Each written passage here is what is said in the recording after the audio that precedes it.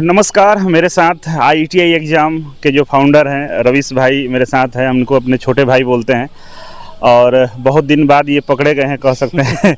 दिल्ली में बहुत मेहनत के साथ ये आए, तो कुछ सवाल इनसे है क्योंकि ITI के बच्चे बहुत ज़्यादा इनको प्यार करते हैं, काफ़ी संख्या में बच्चों को पढ़ाने का काम कर रहे हैं। तो वैसे में आप बताइए कि आज के दौर में काफ़ी गंभीर सवाल है कि आज के दौर में जो ITI के बच्चे हैं उनको किस हिसाब से पढ़ाई करनी चाहिए, क्योंकि जो सर्टिफिकेट का ज़माना है हमें लगता है वो चला गया है, अब बचा नहीं है। अब उनको कहीं ना कहीं चीज़ों पे फोकस करना होगा।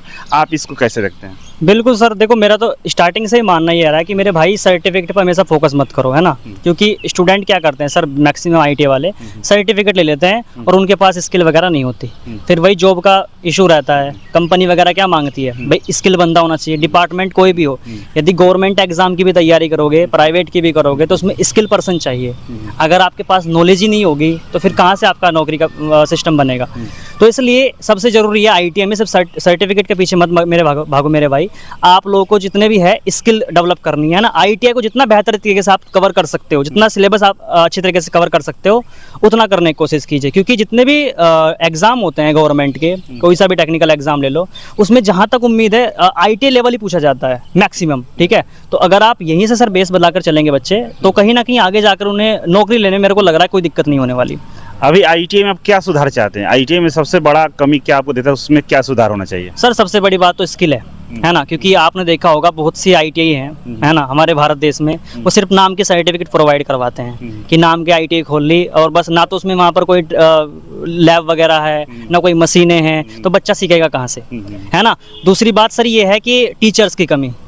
आप भी देख लो, गवर्नमेंट देख लो चाहे प्राइवेट देख लो सर, मैंने बताया कि 5 से 10% है जो टेक्निकल टीचर हैं पूरे देश के अंदर।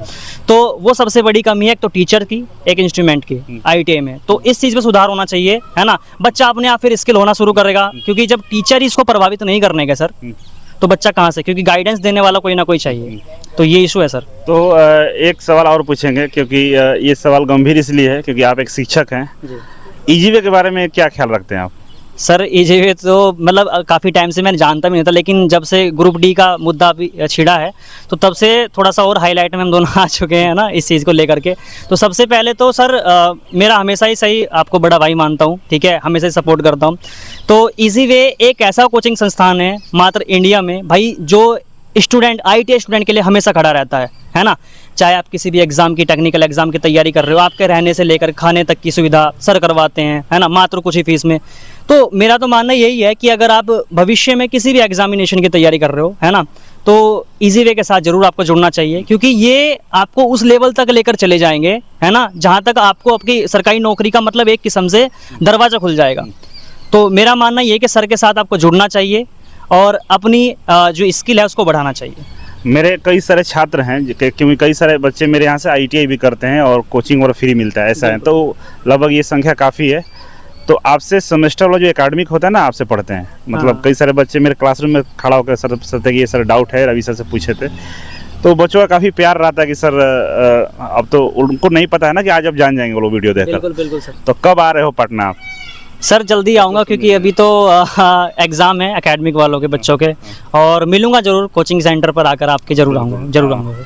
और बच्चे ये भी जानना चाहते हैं कि आप एक्चुअली कहाँ से हैं, क्या करते हैं, क्या मतलब आगे करने वाले हैं, थोड़ा बताइए आप। देखो भाई, सबसे पहले तो मैं UP सहारनपुर ज़िले से आता हूँ, ठीक है। तो ITI एग्ज़ाम के नाम से अगर आप सर्च करोगे तो यूट्यूब में हम एकेडमिक वालों को, जैसे आपका फर्स्ट ईयर और सेकंड ईयर सर, है ना, उनके लिए तैयारी करवाते हैं। तो अभी तक तो हम सिर्फ ऑनलाइन में ही थे, जुड़े थे, लेकिन आज सर से मुलाकात हुई है ना। तो आप लोगों के लिए हमने कुछ डिस्कशन लिए हैं जो आप लोगों के लिए फ़ायदेमंद भी होंगे और आप लोगों की स्किल को बढ़ाने में मदद करेंगे। क्योंकि ITI वाले छात्रों के लिए वो हम करने जा रहे हैं जो मेरे को लग रहा है सर अभी तक किसी ने नहीं किया होगा, है ना। तो उस चीज़ पर काम हम जल्दी स्टार्ट करेंगे और जल्दी आपको उसका रिजल्ट भी देखने को मिलेगा मेरे भाई। तो जुड़े रहना चैनल्स के साथ, जल्दी आपको अपडेट मिलेगा। तो एक बहुत बड़े प्रोजेक्ट पर डिस्कशन हुआ है, हम लोग वीडियो में तो नहीं बताएंगे, लेकिन जब हो जाए, क्योंकि होने से पहले बताना सही नहीं रहता है ना। तो हो जाएगा और ITI बच्चों के लिए हम लगता है क्रांतिकारी कदम होगा कि बच्चे उसका लाभ उठा पाएंगे।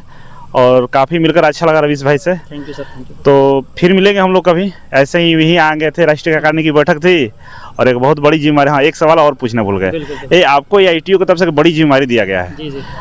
और उस जिम्मेदारी को अब तो आपको पूरे देश में लेकर आना, क्योंकि राष्ट्रीय स्तर की जिम्मेदारी है, आपको राष्ट्रीय उपाध्यक्ष बनाया गया है। तो आप किस तरह से इसमें काम करने का प्रयास करना चाहेंगे? देखिए सर, अभी तो मैं नया नया जुड़ा हूँ, लेकिन मैं कोशिश करूँगा अपना 100% देने का, क्योंकि देखो जिस संस्थान के साथ मैं जुड़ा हूँ AITO, ये हमेशा से ITA वाले छात्रों के हित में रहा है और ITA वाले छात्रों का ही मतलब सपोर्ट करते हैं। तो काफ़ी सारे छात्र देखते होंगे, बहुत सारी सर प्रॉब्लमें आती है ITA वाले छात्रों को, जैसे कि मतलब समय पर एग्ज़ाम नहीं होना, कोई नोटिस नहीं निकलना, या नोटिस निकल रहे तो भाई किसी के मार्कशीट करेक्शन होना, बहुत सारी ऐसे इश्यूज आते हैं। और जैसे आप काफ़ी सारे छात्र जॉब के लिए मतलब अप्लाई करते हैं तो नंबर नहीं आता, प्लेसमेंट ढूंढते रहते हैं, तो उसके लिए भी AITO काम करता है। तो उसके लिए भी कुछ ना कुछ हम करने जा रहे हैं, थे ना। तो यही रीज़न था मेरा AITO के साथ जुड़ने का, ताकि मैं ITA वाले बच्चों के साथ कुछ और कदम से कदम मिलाकर चल सकूँ और उनके लिए कुछ अच्छा करने का प्रयास कर सकूँ। जी रवीश भाई, जुड़ने के लिए बहुत बहुत धन्यवाद। Thank you so much. आप लोग वीडियो को लाइक शेयर जरूर कर दीजिएगा और जिस भी चैनल पर आप देख रहे हो उसको सब्सक्राइब जरूर करिएगा। बहुत बहुत धन्यवाद।